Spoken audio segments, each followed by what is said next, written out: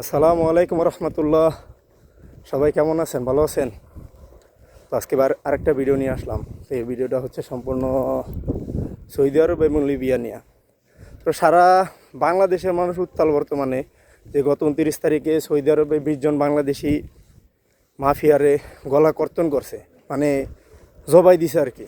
জবাই দিক ফাঁসি দিক একটাই, মানে ওরা হচ্ছে মাফিয়া, তো ওদের বেঁচে থাকার কোনো অধিকারই নেই।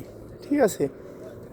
তো আর ওই সমস্ত জিনিস নিয়ে না বললেই না, কারণ দেখা যাইতেছে লিবিয়ার বর্তমান যেই পরিস্থিতি, তো সৌদি আরবে 20টারে জবাই দিছে, লিবিয়াতে যদি এরকমভাবে 10টারে জবাই দিত তাহলে পুরো লিবিয়ার মাফিয়াটি সব ঠান্ডা হয়ে যেত, তাহলে আর কোনো মাফিয়াই লিবিয়াতে থাকতো না।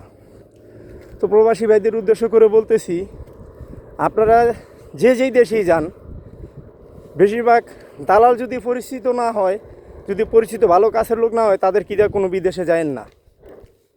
তো লিবিয়ার পরিস্থিতি এরকমই, কারণ এই জায়গাও মাফিয়া আছে। পৃথিবীর বুকে সবচেয়ে বেশি মাফিয়া হয়েছে লিবিয়াতে।